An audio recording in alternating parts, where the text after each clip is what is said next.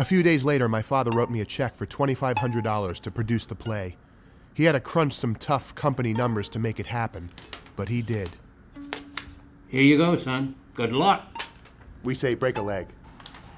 Deposit it no earlier than next Wednesday and no later than that Thursday at 1. Yalla. Hi, sir. It's Mark, the play director, the receptionist. How are you, kid? Listen, I'm sorry about the noise here. I'm at some stupid little fundraiser. I don't even know what it's for. Listen, our girl was very excited about her play. Yeah, I think she's breaking up with her little deadbeat boyfriend even as we speak.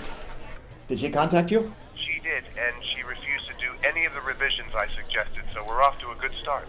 Well, our deal still stands, kid. You get this play going, and maybe you'll see me come working in your dad's shithole, making the big bucks.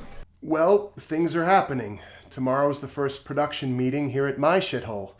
And in other news, my friend Spencer, who's actually a professional stage manager, has agreed to run the entire show for free. Where do you live, Mark? Maybe I'll come see you. Flushing, Queens. I rent a cheap little room. Nah, fuck that. I don't do Queens.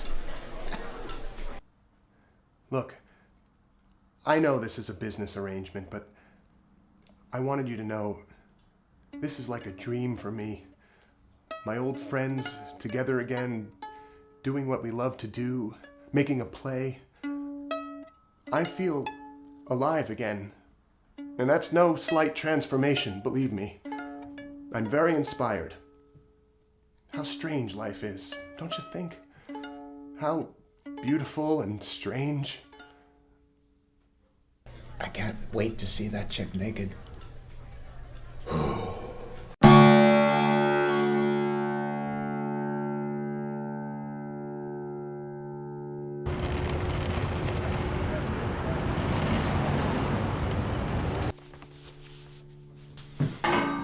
2 more chairs.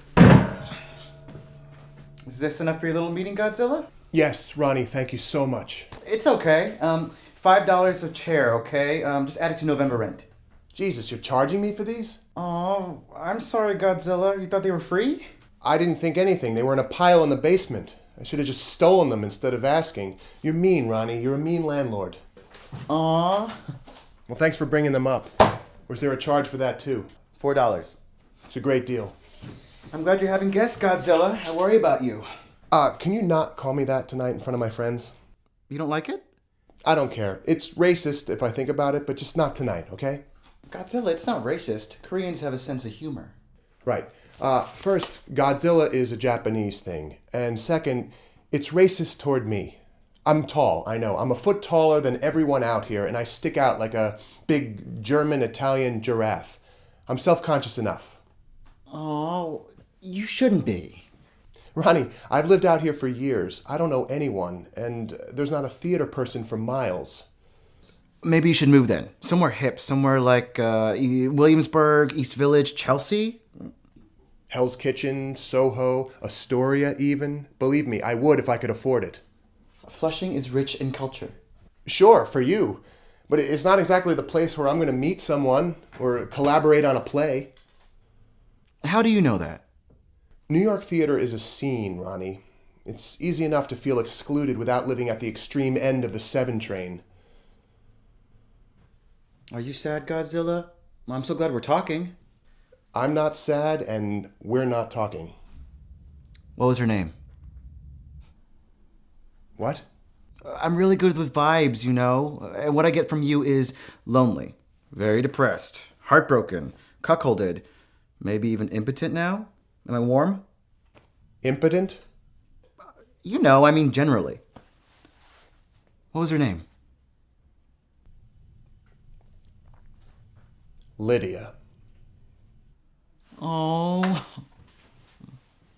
She's an actress in LA now. And she's the most beautiful woman I've ever known. And I don't want to think about her. You love her?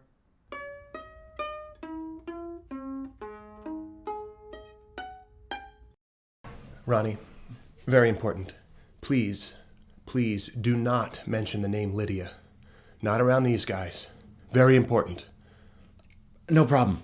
Don't worry. And to answer your question, I'm not sad. Not today. Today, I'm joyful. Overjoyed. The kind of joy... With his hand ever at his lips, bidding adieu. George. Hello, Mark.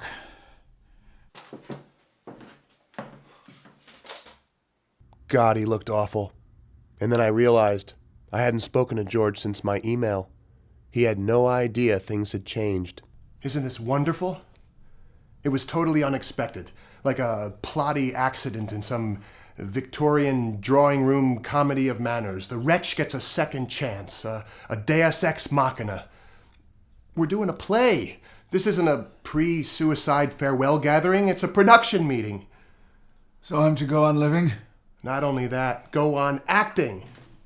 What's this? Tea for two. Thank you, Ronnie. That's very nice. How much does this cost? $3.50. Thank you. Welcome. Thank you, Ronnie. Welcome, Godzilla. George, you were coming here to die?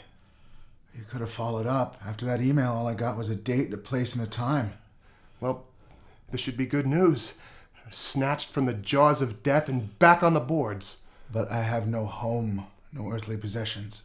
What do you mean? Once I decided to join you in death, I quit my job, surrendered my rent-stabilized apartment, donated all my property to charity, and turned over all my money to the church. All of it? Cash. After they learned why I no longer needed manna of this world, they protested. They insisted that I reconsider my forfeiting the gift of this life. I spoke then. I told them a little bit about myself. I covered a short period of adolescence and a patch of last winter, after which they still felt I should choose life, but didn't insist. George, I don't know if I've saved your life or ruined it. A play? A play. What's it about? Time travel, sort of. There's a part for me? There's a part for you. And apart from me, he says. Recognize this guy? Spencer. I heard that there's a theater company getting back together. By 40, you find that years, like all the precious things you thought you'd always have, blow by like wind. But I never thought that some might blow back to find you just when you need them most, wherever you are. Like at the end of your rope, or at the end of the 7 train in Flushing.